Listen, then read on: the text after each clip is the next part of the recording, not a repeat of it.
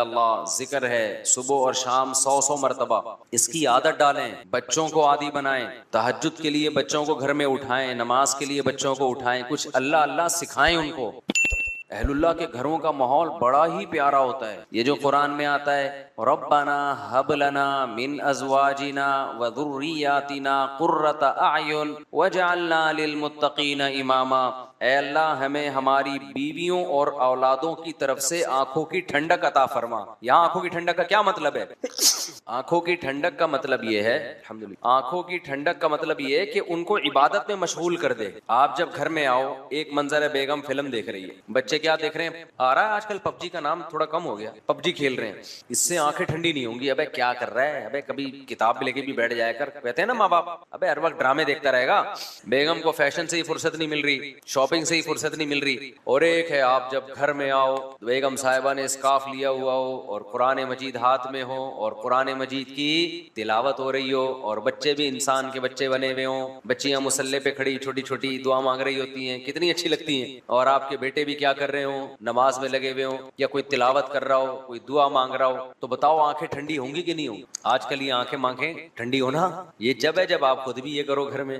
तो जो कंवारे हैं वो अभी से नियत करें, दीनदार लड़की से निकाह करना है और शादी के बाद घर का माहौल ये बनाना है। और जिनके माहौल बिगड़ चुके हैं, अब एकदम से थोड़ी बन जाएगा। घर जा रहे हो, उर्तुगुल चल रहा है, ड्रामे चल रहे हैं, फिल्में चल रही हैं, घर जाते ही आपने कहा बेगम हाथ में कुरान, अब मुश्किल है। वो मैं एक लतीफा सुनाता हूँ ना, 2 भाइयों की शादी हुई एक ही दिन में, 6 महीने गुजर गए। एक की बीवी बहुत कंट्रोल में थी, बड़ी फर्माबरदार, दूसरे की कंट्रोल से बाहर। इसने उससे पूछा, अबे तूने कैसे कंट्रोल किया हुआ है? उसने कहा, हम तो शुरू में ही आए तो ऐसे चंगेज खान बन के आए, गिलास सामने आया, उठा के लात मारी, तोड़ दिया उसको। अबे किधर सामने रख, स्टाइल ही यही था। बिल्ली ने थोड़ा शोर मचाया, गर्दन मार के फेंक दी उसको। बहुत शोर कर रही है, यूं गर्दन घुमाई, तो इसका रोब बैठ गया। अब कह रहा है अब ये सब तकल्लुफात की जरूरत नहीं, अब रोब बैठ गया। इसने कहा चलो यार हम भी करते हैं यार। आया, गिलास पड़ा हुआ था, लात मारी। बेगम ने कहा अब नहीं, पहले करने की चीजें थी ये, ठीक है ना? अभी जो तुम्हारी औकात है 6 महीने में मुझे वो समझ में आ गई। तो अब जाके आप बहुत अच्छी नसीहतें शुरू कर दोगे। बेगम, आंखों की ठंडक इसमें है, तुम कुरान लेके बैठा करो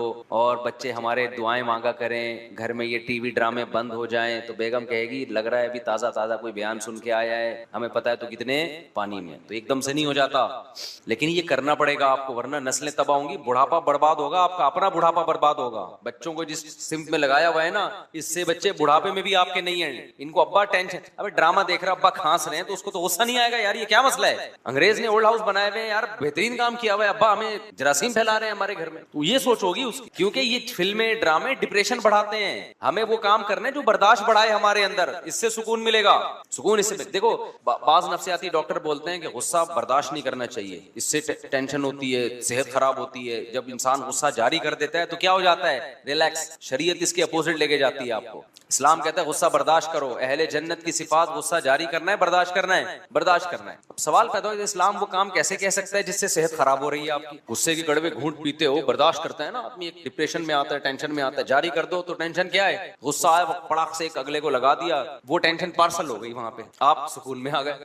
भाई ये भी टेंशन खत्म करने का आरजी तरीका है। जो लोग गुस्सा जारी करते हैं, आहिस्ता आहिस्ता गुस्सा बर्दाश्त करने की ताकत खत्म, इनको फिर गुस्सा भी बार बार आता है। ये भी नशा है। शरीयत ने कहा बर्दाश्त कर लो, ये जो नुकसान है थोड़ा है। जब बार बार बर्दाश्त करोगे तो बर्दाश्त करने की पावर बढ़ जाएगी, फिर बर्दाश्त करने में वो टेंशन नहीं होगी जो अभी हो रही है, फिर गुस्सा आना खत्म हो जाएगा, कम हो जाएगा गुस्सा आना, देर पा नताइज अच्छे निकलेंगे।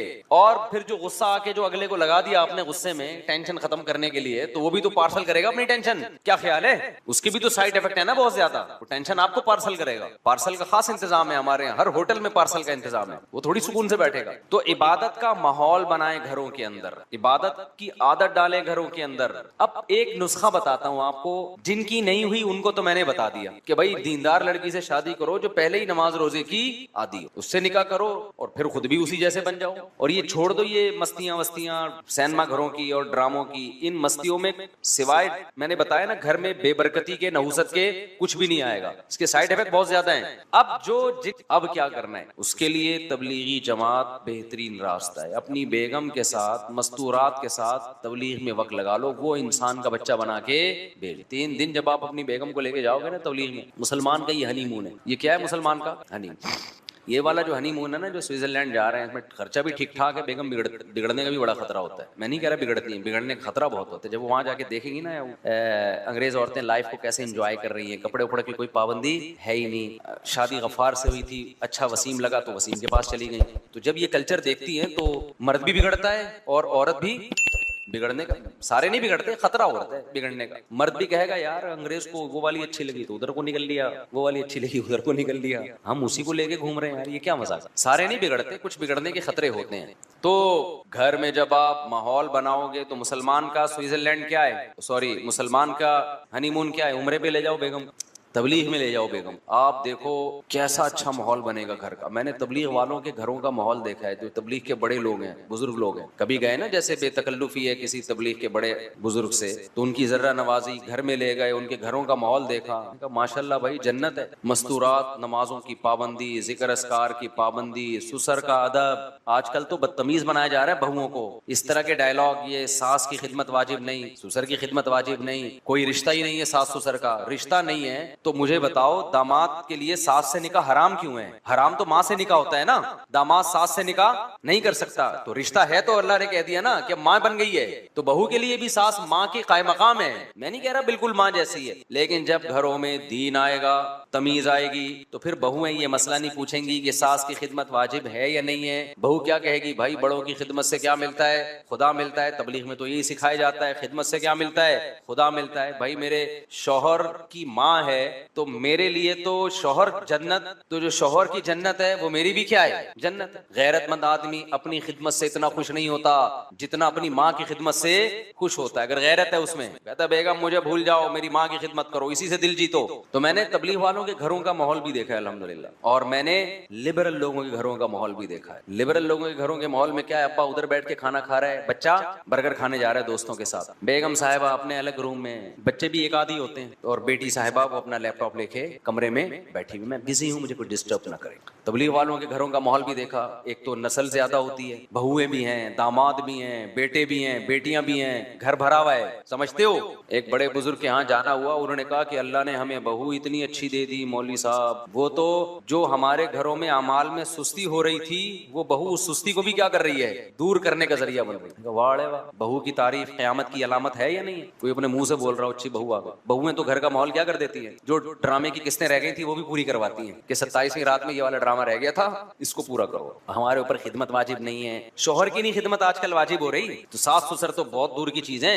एक स्कॉलर ने बताया कि औरत पे खिदमत वाजिब नहीं है ना, शोहर की भी और सास ससुर की भी। तो किसी खातून ने लिखा था कि वो पेड़े खाने के लिए आई है घर में, वो सारी जिम्मेदारियां पूरी करे, वो कुछ भी नहीं करे, तो वो क्या है, यानी उसकी उसका कैरेक्टर क्या है, उसका किरदार क्या है, उसकी जिम्मेदारियां क्या है। एक औरत ने एतराज किया था, और उस औरत ने कहा मैं सास नहीं हूं, मैं खुद बहू हूं। मैंने उसके स्क्रीनशॉट ले लिया ना, उसके कमेंट्स, उसने कहा मैं खुद बहू हूं। और मुझे हैरानगी होती है उन बहुओं पे जो कहती है हमारा सास से कोई रिश्ता नहीं है। उसने कहा मुझे अगर अपने मियाँ से मोहब्बत है तो मुझे अपनी सास से भी मोहब्बत होगी। मुझे पूरी वर्डिंग याद नहीं है उसकी, उसका मफहूम बयान कर रहा हूं। मैंने कहा गैरतमंद बहू वही खानदानी बहू। स्क्रीनशॉट ले लिया मैंने, कभी बयान में ना वो पढ़ के सुनाऊंगा, देखो क्या लिखा हुआ है इसमें। वो स्कॉलर बता रहा है कि कोई रिश्ता विश्ता कुछ भी नहीं, पहले ही सब खत्म हो गया मेरे भाई, हम अंग्रेज बन चुके हैं, आधे से ज्यादा रिलेशन खत्म, जो थोड़ा बहुत रिलेशन रह गया है वो भी क्या कर दिया, बर्बाद। तो अपनी मस्तूरात को ना घर की जब आप तबलीग में निकालोगे तो तबलीग में उनको आमाल का माहौल मिलता है। कुछ चीजें समझाने से नहीं होती, करवाने से समझ में आती। हजरत हाजी इमदादुल्लाह मुहाजिर मक्की रहमतुल्लाह अलैह वो चाहते थे हजरत मौलाना रशीद अहमद गंगोही रहमतुल्लाह अलैह को जिक्र की आदत डालना, उनके पास टाइम ही नहीं था मसरूफियतों की वजह से। तो मशहूर वाक़या है, मुख्तसर बयान कर रहा हूँ। एक रात उन्होंने कहा अपना बिस्तर मेरे बिस्तर के साथ लगा देना, और रात को उनके हाथ में तस्बीह पकड़ा दी और कहा अल्लाह अल्लाह करो। तो हजरत रशीद अहमद गंगोही रहमतुल्लाह अलैह कहते हैं कि मैंने जो अल्लाह अल्लाह किया ऐसा मजा आया, उसके बाद बुढ़ापे तक भी वो तस्बीह नहीं छूटी। और जब बहुत बूढ़े हो गए थे और तस्बीह वो इतनी पुरानी, किसी ने एक नई तस्बीह लाके दी और कहा कि हजरत इतने पुराने धागे हो गए, दाने भी घिस गए हैं इसके, छोड़ दें इसको, कोई अच्छी तस्बीह रख लें। उन्होंने फरमाया कि इस तस्बीह से मुझे मोहब्बत हो गई है, इसने मुझे अल्लाह अल्लाह करना सिखाया है, अब इससे भी मुझे मोहब्बत हो गई। इंसान मुसलसल जिस जगह नमाज पढ़ता है उस जगह से इंसान को मोहब्बत। तो मेरे भाई कुछ थोड़ा सा अल्लाह अल्लाह करना भी सीख लो, आजकल ये बिल्कुल। तो तबलीग तबलीग में वक्त लगाने से क्या होगा, बोलो ना। 3 दिन होगी बहुत बोरियत आपको जब आप तबलीग में निकलेंगे, क्योंकि लोग जाते हैं कि शायद एक एंटरटेनमेंट, भाई कुछ मजा आएगा, तो मजा नहीं आता, वहाँ टेंशन होती है। क्योंकि मजे के लिए क्या कोई ड्रामा लगाएंगे आपको वहाँ जाके, वो है भाई, कोई फिल्म दिखाएंगे, क्या करेंगे, कोई प्रोग्राम होगा, कोई सुट्टे वुट्टे का दौर चलेगा रात के वक्त में, वो मामूलात करवाएंगे, भाई सुबह की तस्बीह, शाम की तस्बीह है, फिर तालीम है, फिर मुज़ाकरा है, बोरिंग लाइफ। लेकिन ये बोरिंग आपकी जिंदगी को सारी जिंदगी के लिए एंटरटेन करने का जरिया बन सकती। देखो ना, जिन्होंने लगाए फिर मजीद लगा के अब वो रावण के मुकीमीन बन गए हैं, वो सारा दिन उसी मामूल में। ओ भाई आप, ये तो बड़ी बोरिंग लाइफ है। उन्होंने कहा हमसे छुड़वा के दिखाओ ये लाइफ, हमें इसी में मजा है। हमने तबलीग के बुजुर्गों में ऐसे ऐसे वाकयात सुने हैं जो ऐनी शाहिदीन घंटों घंटों दुआ मांग रहे हैं, दिल नहीं भर रहा। आज थोड़ी देर में दुआ से वहशत होना शुरू हो जाती है कि यार 2-4 चीजें मांग ली, बस खत्म है, अब क्या। मांग भी ऐसे रहे होते हैं कि दिल नहीं लग रहा होता। जिनका दुआओं में दिल लग जाता है ना, हमारे शेख हजरत मुफ्ती रशीद अहमद साहब रहमहुल्लाह ताला, उनका हर जुम्मे को असर की नमाज के बाद बयान होता था। अब होता क्या, हम जब पहली मर्तबा गए, एक तो असर से मगरिब का टाइम बहुत थोड़ा है, लोग आए बहुत दूर दूर से।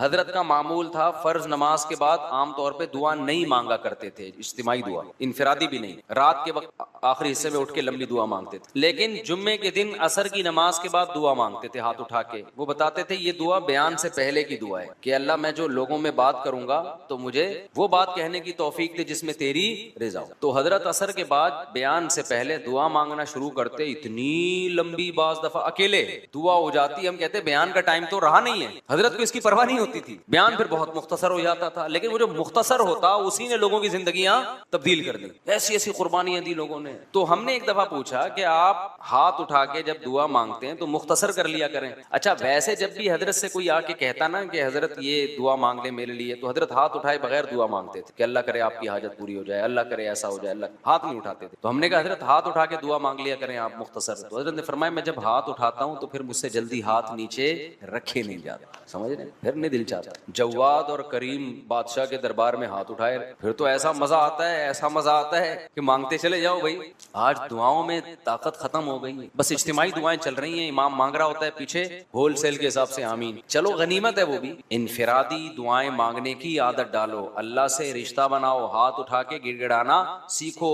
लोग कहते हैं यार हमें बोरियत हो रही है, दिल नहीं लग रहा, तो मैंने बताया ना जिस काम में दिल नहीं लग रहा वही करना है, उससे दिल लगना शुरू हो जाएगा। नहीं यारी मेरा ख्याल है बात, आज से आदत डालो लंबी दुआएं मांगने की, तन्हाई में, अकेले में। तन्हाई का मौका नहीं है, लोगों के सामने मांगा, मतलब इज्तिमाई की बात अलग है। असल दुआ में क्या है, इनफिरादी। लोग इज्तिमाई दुआओं को ज्यादा अहमियत देते हैं, अल्लाह की नजर में इनफिरादी दुआ की वैल्यू इज्तिमाई दुआ से ज्यादा है। क्यों, उदउ रब्बकुम तज़र्रुअन व खुफिया, अल्लाह कहते हैं अपने रब को आर्जी के साथ और चुपके से पुकारो। तो घरों में आदत डालेंगे कि नहीं डालेंगे दुआओं की, नमाज की, इबादत की? उसका तरीका मैंने बताया कि क्या तरीका है। अब एकदम नहीं पड़ेगी आदत, फड्डा हो जाएगा बेगम से, बच्चों से फड्डा हो जाएगा। उसका तरीका क्या है, अल्लाह ने बेहतरीन ऑप्शन दिया है, किसका, तबलीग का। वक्त लगाओ उसमें, देखो घरों का, मैंने देखा है जो तबलीग में वक्त लगाते हैं उनकी औरतें भी, घरों का माहौल बिल्कुल चेंज हो जाता, बिल्कुल चेंज हो जाता। घर में तालीम भी शुरू हो जाएगी फिर। और अगर नहीं वक्त लगाते तो फिर बैठे रहो आराम से। बड़े लोग कहते हैं ना एक बात, हम लोग क्या चूंकि बुजुर्ग भी होते हैं तो बुजुर्ग नसीहतें भी कर रहे होते हैं। बहुत से फिरके ऐसे जिनके यहाँ बुजुर्ग क्या है, बोलो ना, है ही नहीं, बुजुर्ग ही नहीं है उन लोग के यहाँ। एक आदमी जो था ना, पता नहीं किस फिरके का था, तो वो फिक़े वो हमारे हजरत के हाथ पे बैत हुआ और मसलक ही चेंज कर लिया उसने कहा आज से मैं फिक़े हनफी को फॉलो करूंगा। हमने पूछा वजह क्या, कह रहे यार हमने अपने मसलक में कोई बुजुर्ग ही नहीं देखे। सही है ना, कोई बुजुर्ग ही नहीं। तो हम लोग के यहाँ चूंकि बुजुर्ग होते हैं लिहाजा वो नसीहतें भी कर रहे होते हैं। वो बुजुर्ग की नसीहत ही निकल गई जो मैं करना चाह रहा था इस चक्कर में। हाँ, कि वो नसीहत ये है कि आपका अपना अगर कोई विजन नहीं होगा तो आप किसी और के विजन का हिस्सा बन जाएंगे। आपका अपना कोई हदफ नहीं होगा। आप अगर अच्छे कामों में टाइम नहीं गुजारते तो शैतान फिर अपने कामों में आपको लगा देगा। शैतान किसी को फारिग नहीं बैठने देता, खूब समझ। जब कोई बिजी होता है ना किसी अच्छे काम में तो शैतान की रसाई नहीं होती वहां तक। शैतान कहता है यहाँ से हटेगा तो मैं इसको बहकाऊंगा ना, आपका दिमाग उधर लगा हुआ है, तो शैतान कहता है मैं मेहनत कैसे करूं इसके ऊपर। देखो कंपनियां जो अपनी प्रोडक्ट बेचने के लिए आती है ना, फारिग आदमी को समझाती हैं कि सर ये बेहतरीन, फोन इंगेज जाएगा तो वो नहीं करेंगे ना, जिसने फोन उठा लिया, उसको वो पैकेज पहनाना शुरू कर दिया। तो वो भी देखते हैं ये फारिग बैठा हुआ है, चलो जी अपनी प्रोडक्ट मंजन जो भी है उसको लाके पहना दे। जो मसरूफ होगा तो कहेंगे भाई इसको गुस्सा आएगा अगर मैंने इसको छेड़ा जाए। तो शैतान भी ये कर रहा होता है, जो मसरूफ आदमी होता है शैतान की उस तक रसाई मुश्किल से होती है। और जो वेले होते हैं ना, वेले समझते हैं जो होते हैं आजकल फारिग होते हैं, शैतान कहता है तू फारिग बैठा हुआ है, चल मैं तुझे अपने काम में लगाता हूँ। नई फिल्म आई हुई है मार्केट में, चल वो चल के देख तू जा। उल्टे उल्टे कामों में लगाएगा आपको, फुहश फिल्मों में लगा देगा, पान गुटके में लगा देगा, शराब में लगा देगा, बुराइयों में लगा देगा। आपने अपने अगर स्केड्यूल ऐसा बनाया कि सारा दिन आपके पास फजूल कामों का टाइम ही नहीं है, तो शैतान को बहकाने का मौका नहीं मिलेगा। सारा दिन अपना स्केड्यूल बना के अपने आप को बिजी कर ले। जब आप ये सोचेंगे ना तो शैतान उसमें पता है काम क्या है, अबे क्या सारा दिन मसरूफ हो जाए, पागल है क्या, तो जिंदगी का मजा ही खत्म हो जाएगा। तो सारा दिन मसरूफ का मतलब ये नहीं है कि कामों में मशगूल हो जाएं, तफरीह के लिए भी टाइम निकालें, लेकिन वो तफरीह जो जायज तफरीह हो उसके लिए भी टाइम निकालें आप। बल्कि शुरू में तो तफरीह का टाइम ज्यादा हो, कामों का टाइम बोलो ना कम हो। जो वेले है ना एकदम से उन पे काम का बोझ डाला जाएगा तो मर जाएंगे टेंशन से। तो अपने आप को आदी बनाएं, पहले कम मामूलात रखें, सुबह शाम कम मामूलात, और जो बाकी फारिग देना उसको सोचें क्या करना है, उसको किसी जायज तफरीह में पहले से लगा दें। जायज तफरीह क्या है भाई, जॉगिंग है, जिम है, स्विमिंग है, जानवर पालो उनपे दिल लगाओ, बहलाओ उनमें, बच्चे पालो उनको लेके घूमो फिरो, नली निहारी खाओ, जाके तारिक रोड पे निहारी खाने निकल जाओ, वहां यार सुना है वो नई बिरयानी मार्केट में आई है, जरा ट्राई करके देखते हैं। ये क्या कौन सी तफरीह, हैदराबाद की मच्छी सुना है बड़ी मशहूर चल रही है आजकल। अब लेकिन ये जब पैसे होंगे तो होगा ना, जब पैसे नहीं है तो क्या करें फिर। पैसे नहीं है तो वो और आसान है जिंदगी, जब जिसके पास पैसे नहीं होते उसकी जिंदगी और क्या है, क्योंकि उसके पास गुनाह के पैसे भी नहीं होते, फिर गुटके के लिए उधार मांग रहा होता है लोगों से। तो जो पैसे नहीं है तो और किसी चीज में अपने आपको, जॉगिंग के लिए पैसे लगते हैं, स्विमिंग पे लगते हैं पैसे टिकट, लेकिन जॉगिंग पे कोई पैसा बोलो नहीं लगता। जिम की फीस भी आजकल बहुत ही बेचारे रो ही रहे होते हैं जिम वाले की, यार वो भी नहीं दे रहे होते लोग। जिम में एडमिशन करवा लो, फीस पी जाओ, अस्तगफिरुल्लाह, यानी फीस बाद में दे दो। जिम वाले से बोलो तू ज़कात निकालता है कि नहीं निकालता, इतना बड़ा बिजनेस है, बोले हाँ निकालता है, तो मैं ज़कात में आ गया बस, ठीक है ना, मैं तेरी जिम की ज़कात हूँ। समझाओ, गैरत होगी, मान जाएगा इंशाल्लाह। बोले यार कुछ अल्लाह के लिए भी करना, मेरे पास पैसे वैसे नहीं है, तो थोड़ा सा डंड मट पेलने दे, जान आएगी ताकत आएगी, तेरे लिए दुआएं करूंगा रात को। तो बहुत सारे काम है जो गरीब भी कर सकता है। चूजे तो पाल सकता है ना, मोर नहीं पाल सकता और हिरन नहीं पाल सकता। ये जो हमने तो बचपन में इतने पाले हैं, ये मुर्गी के बच्चे नहीं बेच रहे होते ये चूजे रंग बिरंगी, इसका इतना मजा है। आप कह सकते हैं यार मुझे इन चीजों में दिल नहीं लगता, मुझे पता है आपका दिल नहीं लगेगा इन चीजों में, पाल के देखो कुछ दिन दिल लगना शुरू हो जाएगा। जानवर से मोहब्बत हो जाती है इंसान को। हमने वो हमारे खादिम है ना, उसके जिम्मे मैंने दाना बाजरे का काम लगाया हुआ जब मैं नहीं होता, तो कह रहे मुझे मोहब्बत हो गई पर इन मुर्गियों से। गधे से मोहब्बत हो जाती है थोड़े दिनों में। तो इसलिए जब तक आप अपने आप को बिजी नहीं करते अच्छे कामों में या जायज कामों में ही बिजी कर लो, अगर नहीं किया बिजी तो समझ लो बहुत खतरनाक गुनाहों की तरफ दिल जाएगा। और ये भी नहीं कि गुनाह करके तसल्ली हो जाएगी, फिर दिल जाएगा इससे आगे, फिर उससे आगे, फिर उससे आगे। वही बात है कि जैसे जैसे वसाइल बढ़ते चले जाएंगे गुनाह की ख्वाहिश बढ़ेगी, लेकिन सेहत साथ देना छोड़ देगी, बुढ़ापे की तरफ जाओगे, फिर होगी डिप्रेशन, यार मैंने किया ही, और उस डिप्रेशन में फिर डॉक्टरों के पास जाओगे, गोलियां खाओगे, और बिल आखिर एक दिन इसी में इंतकाल। ना खुदा ही मिला, ना विसाल सनम, ना इधर के रहे ना उधर के रहे। एक आदमी ने किसी लड़की से इश्क हो गया, वो नाजायज था इश्क उसके लिए, वहां शादी की कोई उम्मीद नहीं थी। मौलवी साहब ने समझाया कि देख ये जो तेरा सनम है ना, महबूब है, जो तेरा माशूक है, ये तो तुझे मिलेगा नहीं और तू अल्लाह से भी जाएगा, इसकी मोहब्बत में खुदा को भी खो बैठेगा। उसने कहा नहीं ये मुझे मिलेगी, लाजमी मिलेगी। जैसे होता है ना आशिक लोग अहमकों की जन्नत में रहते हैं, ये मुझे मिलेगी, मुझे ऐसे बिशारतें मिल रही हैं। बेल आखिर उसकी कहीं और शादी हो गई और उसके बच्चे हो गए और वो इसको मामू कहने लगे। तो ऐसे मौके पे इसने ये शेर कहा, ना खुदा ही मिला ना विसाल सनम, न इधर के रहे न उधर के। तो जिस चीज में आप टाइम गुजार रहे हैं, हम और आप सभी इस्लाह के काबिल हैं। इबादत से जान छुड़ा के आदत नहीं डाल रहे दुआएं मांगने की। देखो अभी दुआएं मांगने की आदत डाल दी ना, खुदा की कसम बुढ़ापा इतना प्यारा गुजरेगा, इतना मजे का गुजरेगा